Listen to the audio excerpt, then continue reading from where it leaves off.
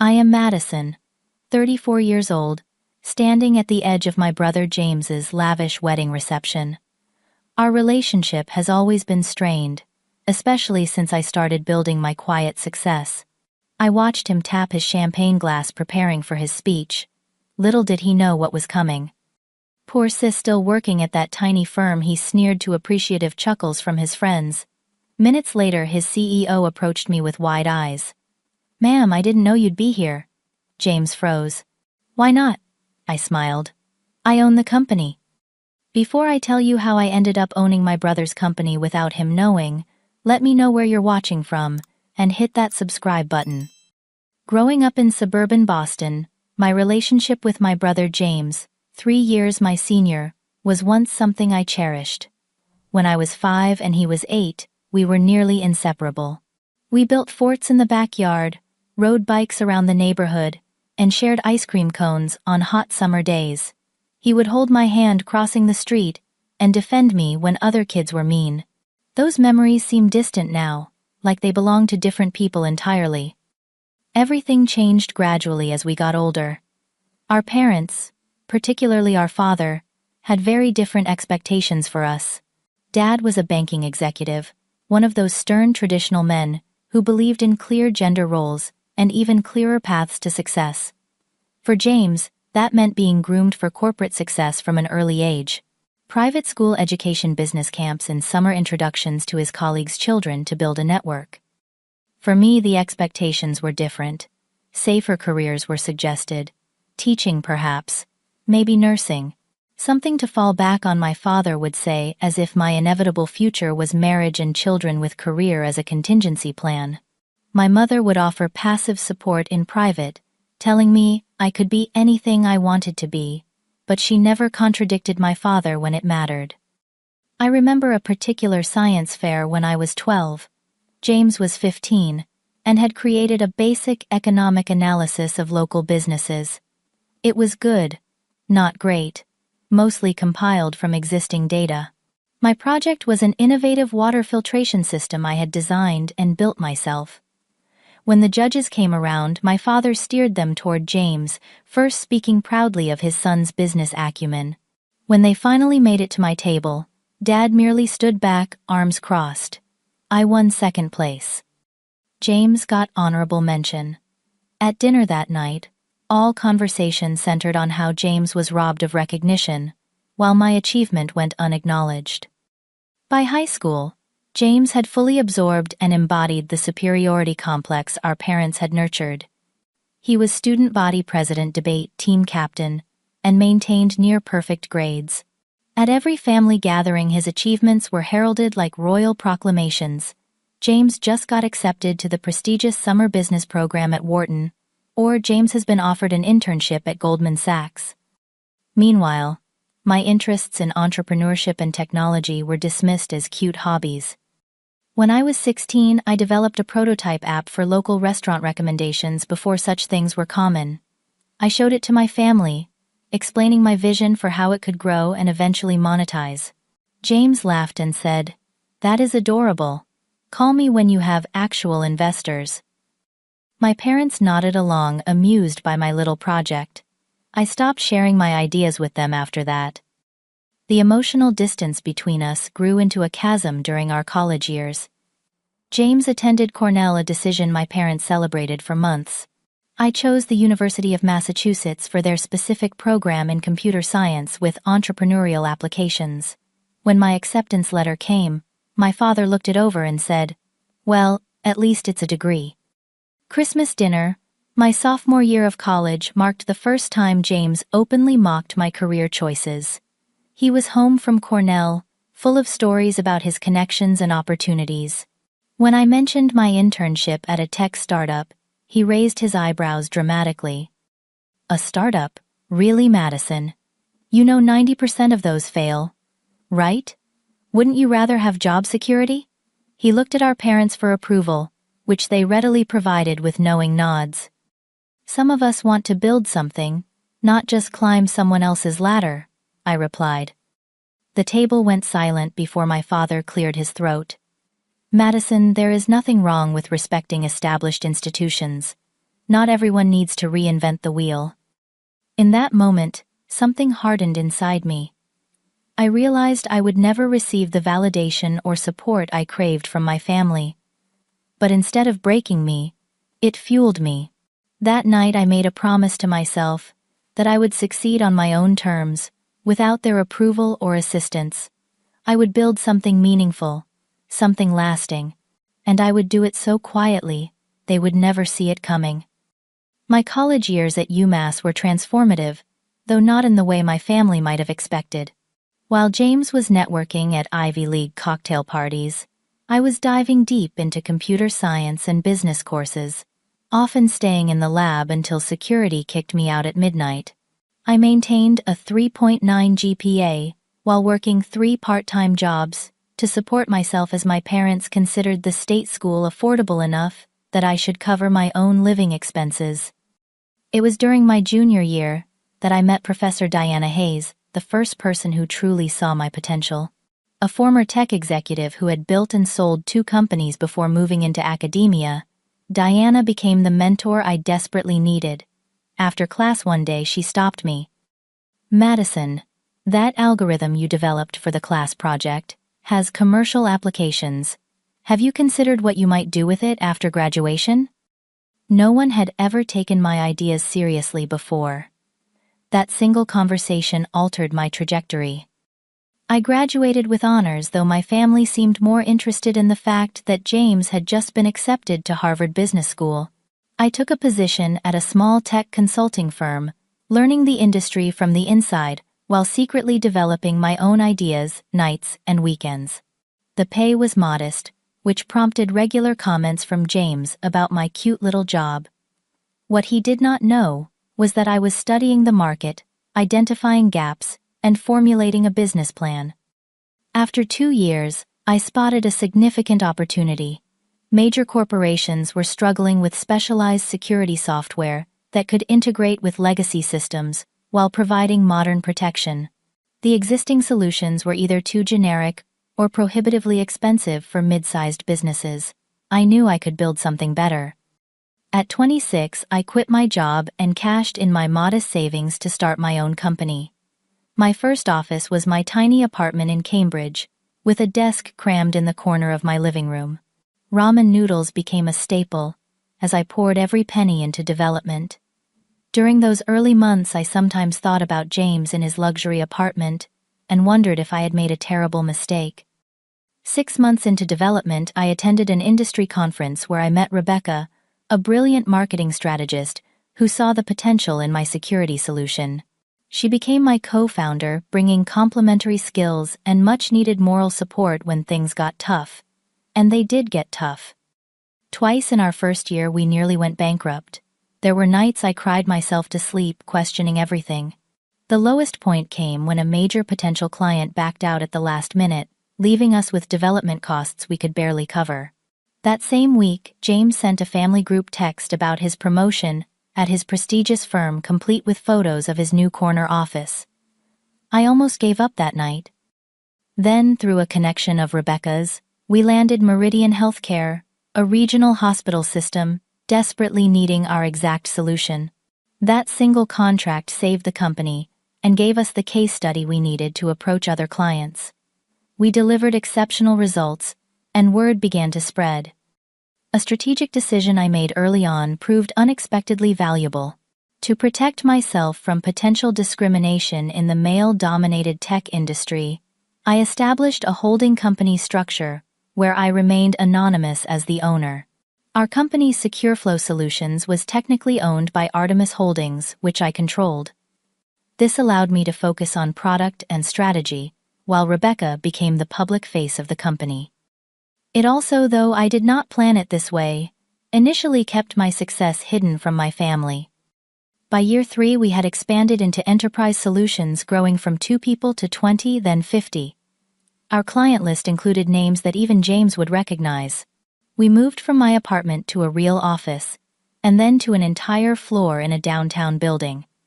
Revenue crossed into 8 figures, but I maintained a modest lifestyle, reinvesting profits into growth. In our 4th year, we began an acquisition strategy, identifying complementary businesses that would enhance our offerings. It was during due diligence for our largest acquisition, yet a conglomerate with multiple tech subsidiaries, that I discovered something surprising. One of the subsidiaries, Pinnacle Systems, was my brother's employer. I spent days deliberating what to do. The acquisition made perfect business sense regardless of this personal connection. Ultimately, I decided to proceed, but to maintain my anonymity. There would be no operational changes at Pinnacle that would affect James, and he would never need to know who signed his ultimate paychecks. Now, at 34, my company employs over 200 people across 3 states. We hold contracts worth millions with Fortune 500 companies.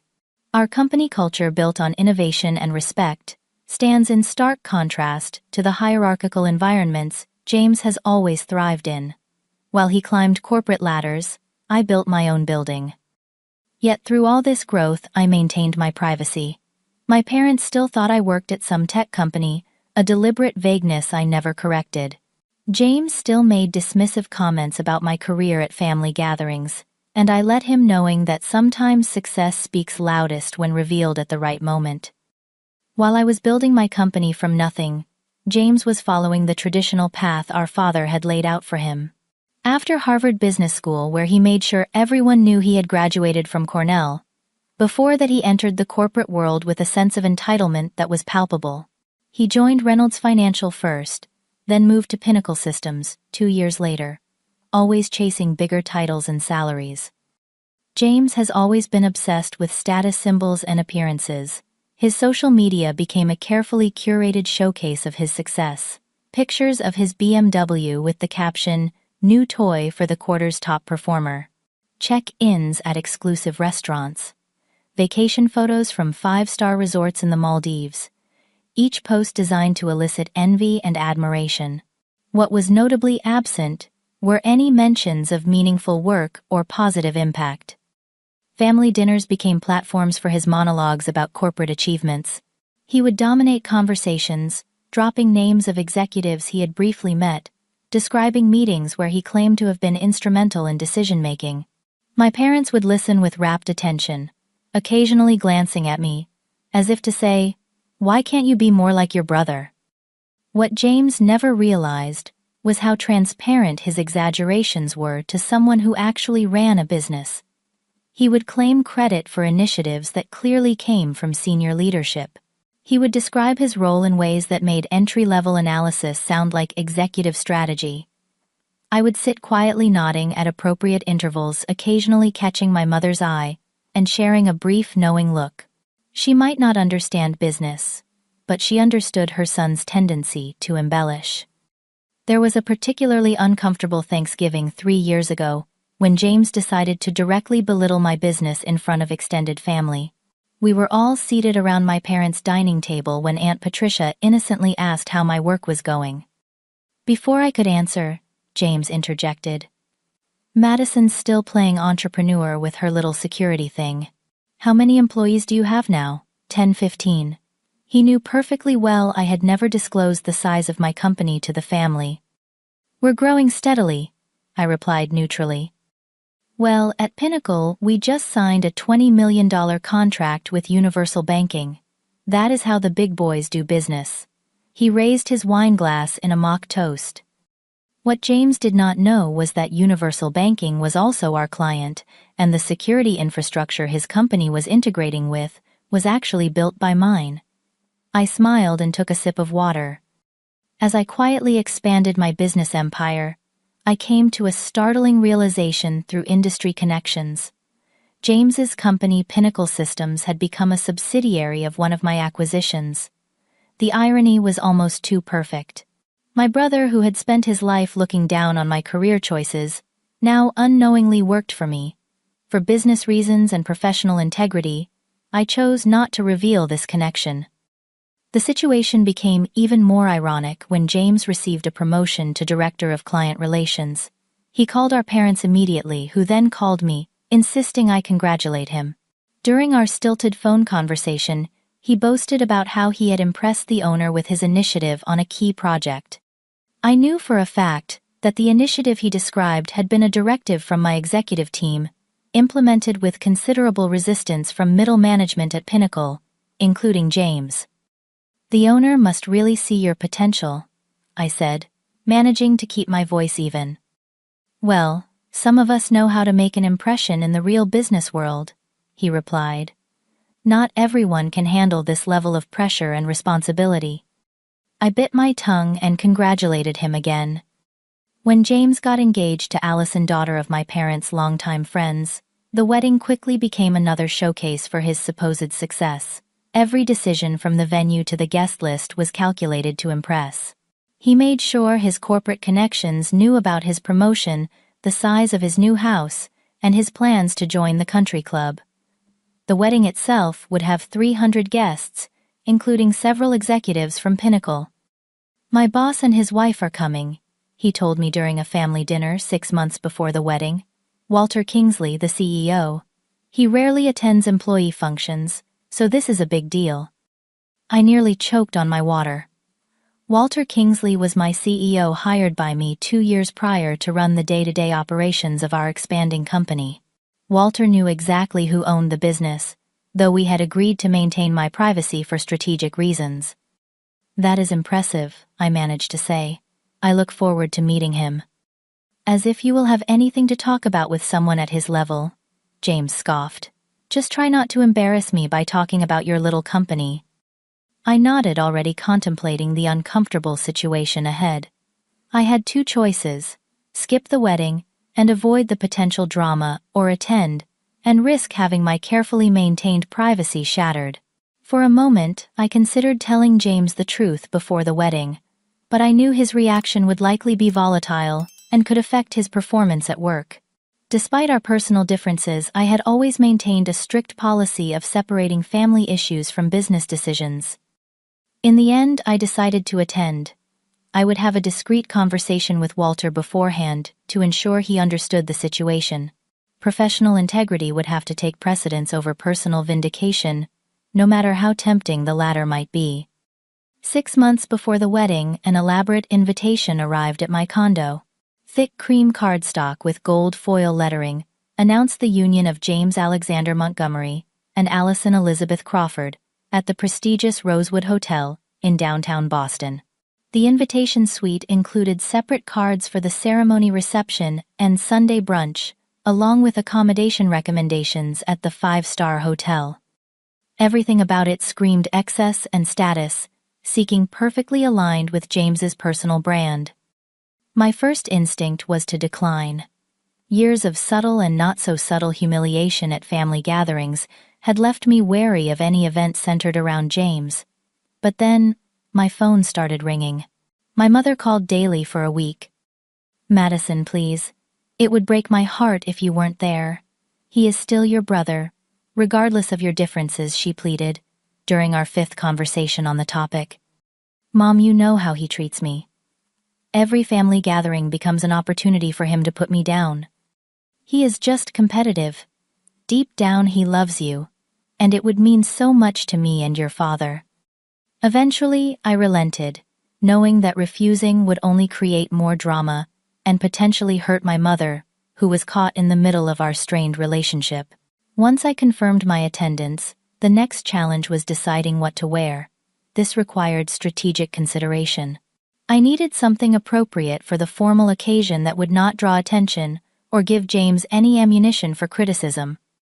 After careful deliberation, I selected a midnight blue dress from a high-end designer, elegant but understated. I scheduled a hair appointment at a salon known for sophisticated styles rather than trendy ones.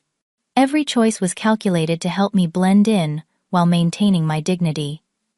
I wanted to appear successful enough to avoid pity, but not so successful as to threaten James's spotlight.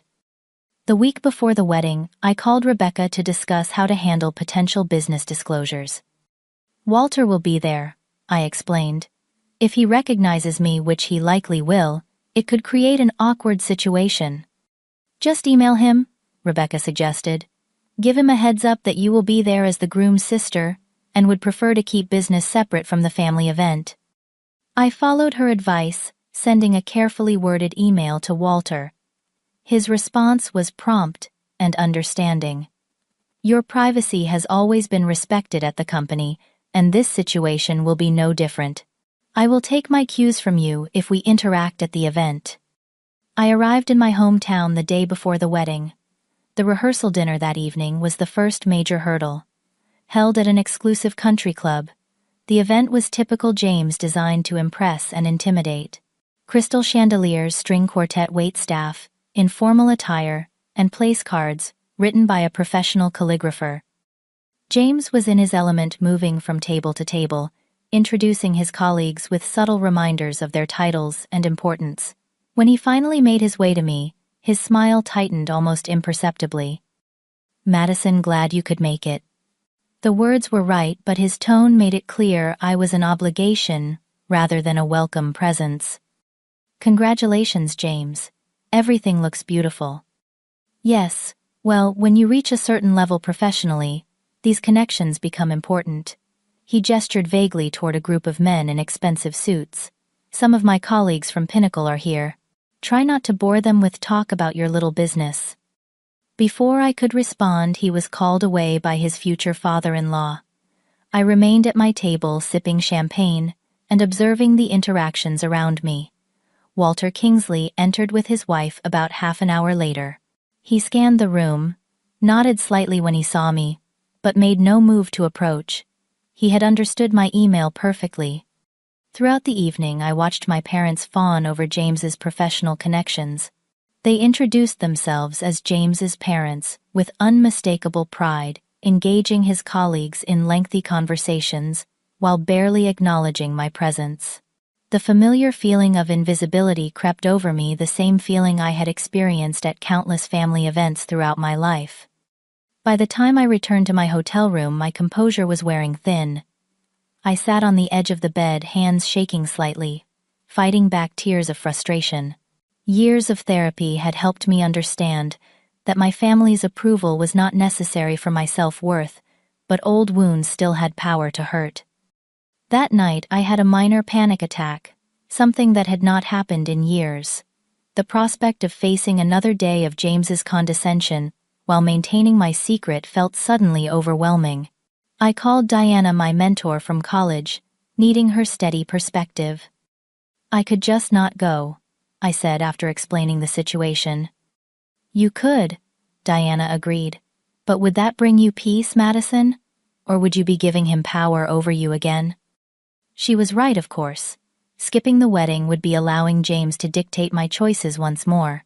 We talked for almost an hour, Diana reminding me of how far I had come, of the strength I had developed through building my business against all odds.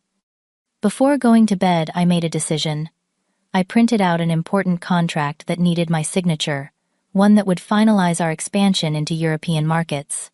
If things became unbearable at the wedding, having this tangible reminder of my true accomplishments would help ground me. The morning of the wedding, I woke early and performed a meditation ritual I had developed during the stressful early days of my company. 20 minutes of focused breathing, followed by affirmations of my worth, independent of family approval. As I was applying my makeup, my phone buzzed with a text from James. "Please dress appropriately today. Many important people attending." I took a deep breath and did not respond. My carefully selected outfit was more than appropriate, and his text was just another attempt to make me feel inadequate. I finished getting ready, took one final look in the mirror, and headed to the venue with a determined stride. Whatever happened today, I would maintain my dignity and remember who I truly was, regardless of how my family perceived me. The Rosewood Hotel had transformed its grand ballroom into a wedding fantasy that would have made royalty envious. Crystal chandeliers hung from the ceiling, casting a warm glow over tables adorned with towering floral arrangements. White roses, orchids, and lilies created an atmosphere of opulent elegance. A string quartet played softly as guests in formal attire mingled, champagne flutes in hand. The entire scene screamed money and status, exactly as James had intended. I slipped into the ceremony with minutes to spare, taking a seat near the back on the bride's side to avoid unnecessary interaction with my family before the proceedings began. The ceremony itself was surprisingly emotional. Despite my complicated feelings toward James, seeing him recite his vows to Allison with genuine affection momentarily softened my heart. Perhaps marriage would help him develop empathy and perspective that had been lacking in our relationship. That fleeting hope was quickly dashed at the reception. As guests moved from the ceremony space to the ballroom, I found myself cornered by relatives, eager to catch up their questions, inevitably turning to my career. "Still working at that little tech place?" Aunt Eleanor asked, her voice dripping with forced interest. "Good for you, for sticking with it, dear. Not everyone can be an overnight success like your brother." "My company is doing well," I replied neutrally. "We are growing steadily."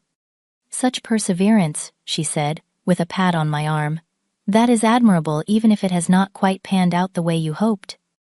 Uncle Robert was even less subtle. "When are you going to get a real job, Madison? Something with security and benefits. I know a guy at an insurance company who might be able to help you out."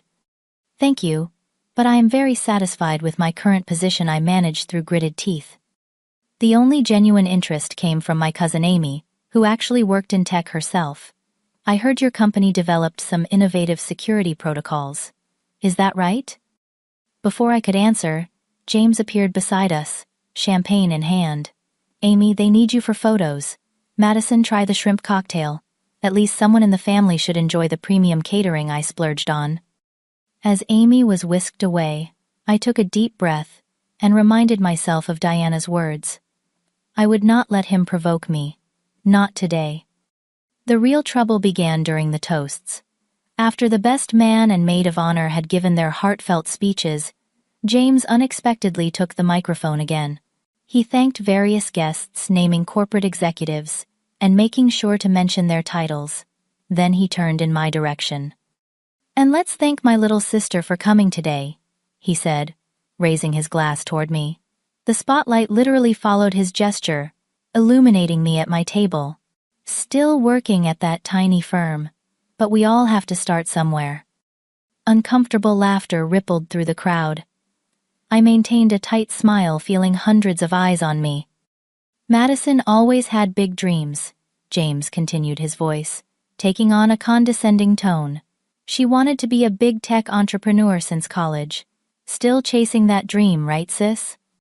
More awkward laughter. I nodded slightly, hoping he would move on. "Maybe someday you will work your way up to a company like Pinnacle. We are always looking for entry-level analysts." He winked at his colleagues, who chuckled appreciatively. The humiliation burned through me, but I maintained my composure. Years of business negotiations had taught me to keep my expressions neutral, even when seething inside. I raised my water glass slightly in acknowledgement, then took a sip, breaking eye contact to signal I was not engaging with his mockery. James finally moved on to thank his new in-laws, and the spotlight mercifully moved away from me. I exhaled slowly, hands slightly shaking under the table. Part of me wanted to leave immediately, but that would only give him the satisfaction of knowing he had gotten to me. During the cocktail hour that followed dinner, I was standing alone near one of the floral arrangements, contemplating how much longer I needed to stay to satisfy social obligations, when I noticed Walter Kingsley approaching. He was walking directly toward me with purpose, his expression professional but warm. "Madison," he said, extending his hand. "Ma'am, I did not know you would be here." The formal address, the one he used in board meetings, immediately caught the attention of James, who was standing nearby with a group of Pinnacle employees. He excused himself and moved closer, curiosity evident on his face. "Why not?" I replied, with a small smile, shaking Walter's hand. "James is my brother." Walter's eyes widened slightly. "Your brother? I had no idea. The different last names." He trailed off, suddenly aware of James hovering nearby. "Montgomery is my married name," I explained for James's benefit. "Madison still uses Watson, our family name." James stepped forward, confusion etched on his features. "You two know each other?" Walter turned to James, Then back to me, understanding dawning in his eyes. You have not told your family. Told us what James demanded, his voice rising slightly. I took a deep breath. This was not how I had planned things, but the moment had arrived nonetheless. Walter and I know each other professionally, I said calmly. Professionally, James echoed. How would you know the CEO of Pinnacle professionally? Your tiny security firm does not exactly operate in our circles. Walter cleared his throat uncomfortably. Actually, James, your sister's company is hardly tiny. SecureFlow Solutions is one of the most respected names in the industry. James scoffed. SecureFlow? Never heard of it. And what does that have to do with Pinnacle anyway? The moment stretched between us. I could see my parents approaching, drawn by the intensity of our conversation. Walter looked at me questioningly, silently asking permission. I nodded slightly. Madison owns Artemis Holdings, Walter said simply. Artemis acquired Pinnacle Systems 3 years ago. She is effectively the owner of the company you work for. I watched James's face as the information registered. First confusion, then disbelief, followed by shock, and finally anger. His complexion went from flushed to pale in seconds. My parents stopped a few feet away, clearly overhearing Walter's statement. That is impossible, James sputtered. Pinnacle is owned by Artemis, which is owned by. He trailed off the truth, finally connecting in his mind. By me, I finished quietly. I founded SecureFlow 8 years ago. We acquired Artemis Holdings, which then acquired the conglomerate that owned Pinnacle among other subsidiaries. The wedding photographer chose that exact moment to approach, asking for family photos. The flash went off, capturing James's expression of utter disbelief for posterity. In that frozen moment, everything changed between us. We need to talk. Now. James's voice was low and controlled, but I could hear the fury simmering beneath the surface. He gripped my elbow and steered me toward a small anteroom off the main ballroom, away from curious eyes and ears. Once the door closed behind us, he exploded. What the hell? Madison, you bought my company, and did not tell me. Were you spying on me? Trying to sabotage my career? Was this some sick revenge plot? I remained calm, a skill honed through years of high-stakes business negotiations. James, this was never about you. It was a straightforward business decision. Pinnacle was part of a larger acquisition that made strategic sense for my company. Bullshit. He ran his hands through his perfectly styled hair, disheveling it. You must have known I worked there. This was deliberate. I discovered you worked at Pinnacle during due diligence, after we had already decided to move forward with the acquisition, I explained truthfully.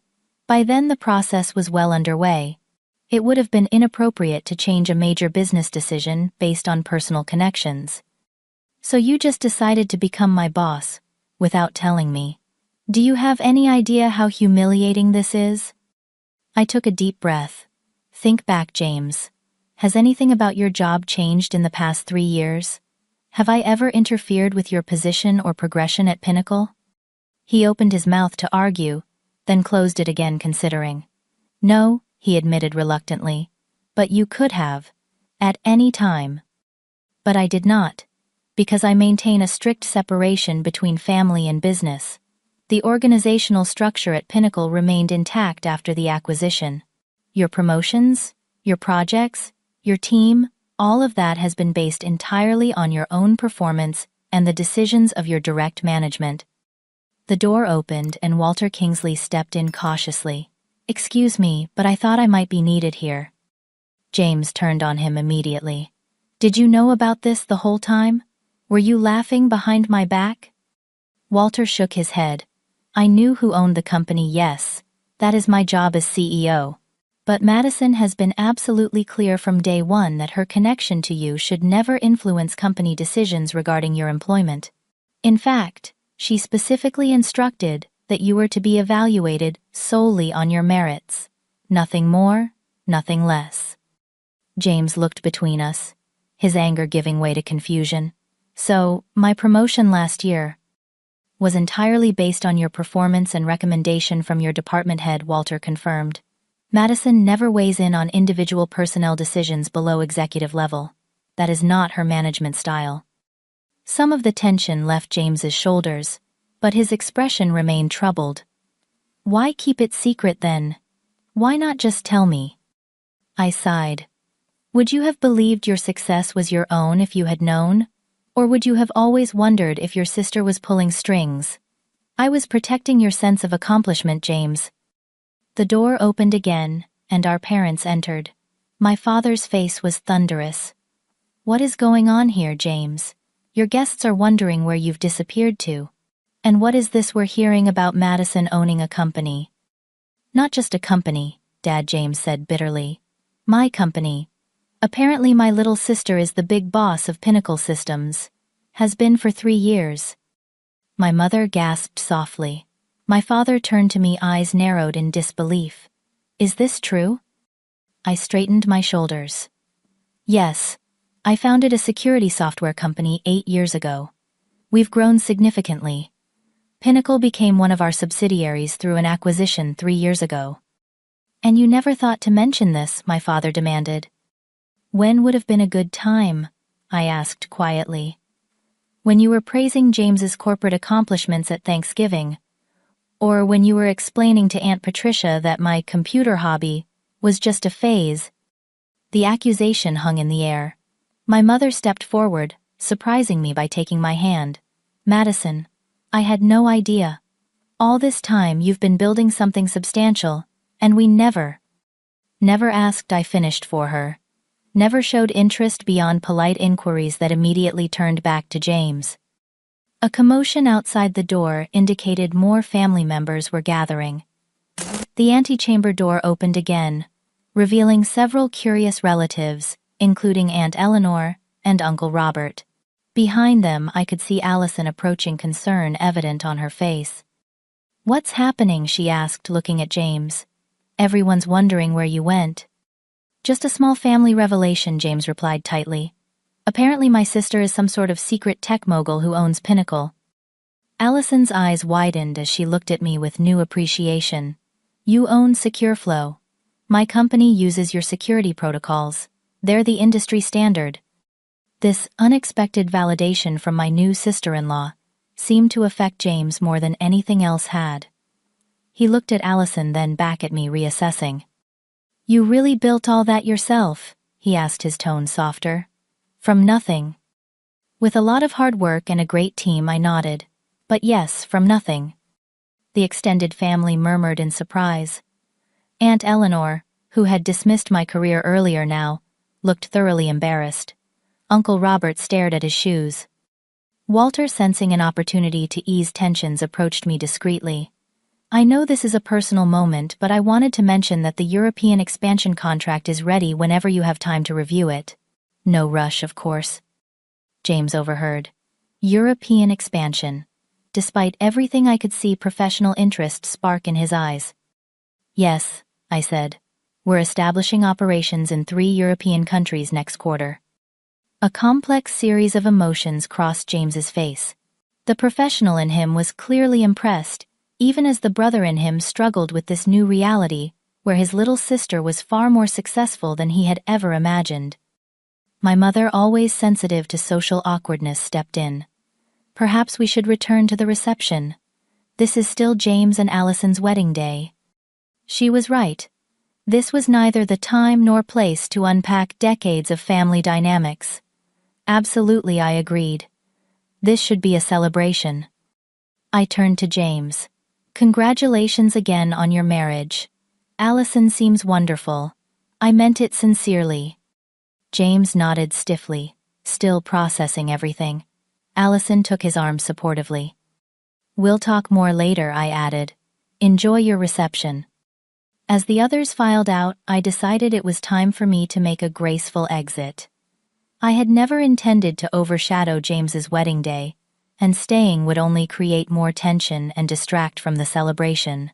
I caught my mother alone for a moment near the door. Mom, I think I'm going to go. Madison, please don't, she said, genuine emotion in her voice. We have so much to talk about. And we will, I promised. But today is about James and Allison. We can have dinner next week, just you and me. She hugged me tightly, perhaps the most genuine embrace we had shared in years. I'm proud of you, she whispered. I should have said that long ago. As I gathered my purse and wrap, I saw James making one last attempt to save face, with his guests laughing loudly and clinking glasses, as if nothing had happened. Our eyes met briefly across the room. I gave him a small nod, then slipped out quietly. The drive home was surreal, a mixture of vindication and sadness washing over me in waves. I had never sought this dramatic revelation, yet somehow it felt like the closing of a chapter that had been left unfinished for too long. Rebecca called as I was pulling into my driveway. How was the wedding from hell? Eventful, I replied, then filled her in on everything that had transpired. Holy shit, she breathed when I finished. That's like a scene from a movie. Are you okay? I think so, I said, surprising myself with how true it felt. Actually, I think I'm better than okay. I'm taking Monday off. The European contracts can wait one more day. Good call, Rebecca agreed. You've earned a mental health day after that family drama. As I hung up, I realized that for the first time in years, I felt a strange sense of peace about my family. The truth was finally out there. Whatever happened next, at least, we would be dealing with reality instead of illusion. 2 weeks passed with complete silence from my family. I immersed myself in work, finalizing the European expansion contracts and leading strategic planning sessions for the next quarter. On the surface, everything was business as usual, but my team noticed the change in me. Rebecca commented that I seemed more focused, more present. Perhaps the weight of the secret I had been carrying had affected me more than I realized. Then on a rainy Tuesday afternoon, an email from James appeared in my inbox. The subject line was simple: coffee. The body of the email was equally brief: can we meet, just the two of us? There's a coffee shop called Maple and Elm on Commonwealth Ave. Neutral ground, Saturday at 10. I stared at the screen for several minutes before typing a simple response: I'll be there. Saturday arrived with clear skies and a crisp autumn breeze. I arrived at the coffee shop 10 minutes early, selecting a quiet table near the back. James arrived precisely at 10, looking different than I had ever seen him. Gone was the slick corporate appearance. Instead, he wore jeans and a simple button-down shirt. His hair wasn't perfectly styled, and he seemed to have lost a little weight. The awkwardness was palpable as he approached. "Thanks for coming," he said, sliding into the chair across from me. "Of course," I replied. We ordered coffee and sat in uncomfortable silence until our drinks arrived. James stared into his cup, avoiding eye contact. "I've been doing a lot of thinking." "Me too." He finally looked up. "I owe you an apology, not just for the wedding but for years. The way I've treated you, the dismissive comments, the constant competition, it wasn't right." His directness surprised me. I had expected defensiveness or excuses. "Why?" I asked simply. It was a question that had haunted me for years. James sighed deeply. "I don't know if I fully understand it myself. Part of it was how we were raised. Dad always made everything a competition between us, and I bought into it completely. Part of it was," he hesitated, "insecurity, I guess." "Insecurity?" I repeated incredulously. "You were the golden child, James, the one who could do no wrong. And that creates its own kind of pressure," he replied. "I always felt I had to be the successful one, the achiever. It became my identity. When you started showing interest in entrepreneurship, something Dad always considered risky and irresponsible, I think I feared you might succeed where I wouldn't dare try. So I dismissed it to protect myself." His honesty was disarming. For the first time, I could see my brother not as the confident, arrogant figure he projected, but as someone shaped by the same complicated family dynamics that had affected me. "I never wanted to compete with you, James. I just wanted to build something meaningful." "And you did. That's the irony. While I was climbing corporate ladders and bragging about corner offices, you were creating something from nothing, Something substantial. He shook his head ruefully. Why did you keep it secret for so long? I considered the question carefully. At first, it was just easier. The company was small, struggling, and I didn't want to deal with Dad's skepticism or your mockery. Later, when we started to succeed, I realized I enjoyed being evaluated on my work alone, not as Richard Watson's daughter or James Watson's sister. The anonymity became freeing. And after you acquired Pinnacle? That was complicated, I admitted. Part of me worried it would undermine your confidence if you knew. Another part. Maybe I was waiting for the right moment.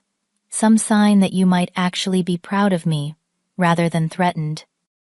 James nodded slowly. I understand better than you might think. But Madison, for what it's worth, I am proud of what you've built. Impressed, actually.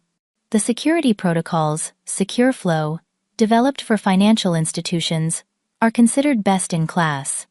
I just never knew my sister was behind them. We talked for hours, unraveling years of misunderstandings and competition. James told me about his early admiration for me, that had twisted into rivalry under our father's influence. I shared stories of the early days of my company, the failures and near bankruptcies that had shaped my leadership style. For the first time in our adult lives, we were having a real conversation. How is Mom taking all this? I asked eventually. She's been calling me daily, mostly to tell me what an idiot I've been. James smiled slightly. She wants to have a family dinner next Sunday. She's been reading everything she can find about SecureFlow and Artemis Holdings. And Dad? James's expression sobered. He's processing. I think finding out his daughter owns a multi-million-dollar company that acquired the place where his son works has shaken his worldview. But he asked for the Wall Street Journal article about your European expansion. That's something. 2 months later, we gathered for that family dinner. The tension was still there, but different, now mixed with a newfound respect. My father, always a man of few words, caught me alone in the kitchen, as I was helping my mother with dessert. The security protocol your company developed for medical records, he said abruptly. Very impressive. My bank is considering implementing something similar. Coming from him, this was the equivalent of effusive praise. Thank you, Dad. He nodded awkwardly, then added, I may have been wrong. About your career path. About what constitutes success. My mother joined us, tears in her eyes. I should have supported you more, she said, taking my hands in hers. All those times you tried to tell us about your ideas, and we just nodded and changed the subject. I regret that so much, Madison. It's okay, Mom, I said, squeezing her hands.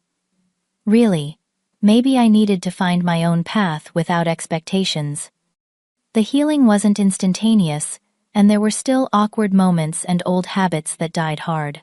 But slowly we established new patterns of interaction, based on who we really were, rather than who our parents had expected us to be. At work, I maintained strict professional boundaries, despite the family connection. James continued at Pinnacle, now fully aware of the corporate structure, but judged solely on his own performance. If anything, he worked harder now, with something to prove to himself rather than others. The experience changed me in unexpected ways. I began mentoring young female entrepreneurs, something I had hesitated to do before, out of fear of visibility. I shared my story, the struggles and triumphs, hoping to inspire others who might not fit the traditional mold of success. Most importantly, I found a piece I hadn't realized I was missing. Success wasn't about proving my family wrong or winning some unspoken competition.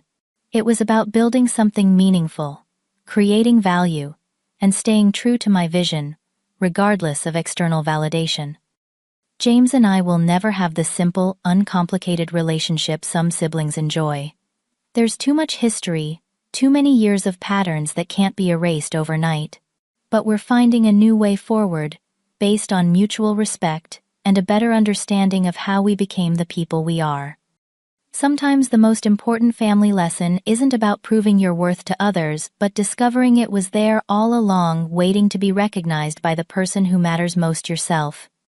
Have you ever felt underestimated by family members who later had to recognize your achievements? Share your experience in the comments below. And if this story resonated with you, please hit that like button and subscribe for more stories about overcoming family dynamics to find your own success. Remember, sometimes the quietest journeys lead to the most remarkable destinations. Thank you for listening, and I wish you the courage to follow your own path, even when others can't see where it leads.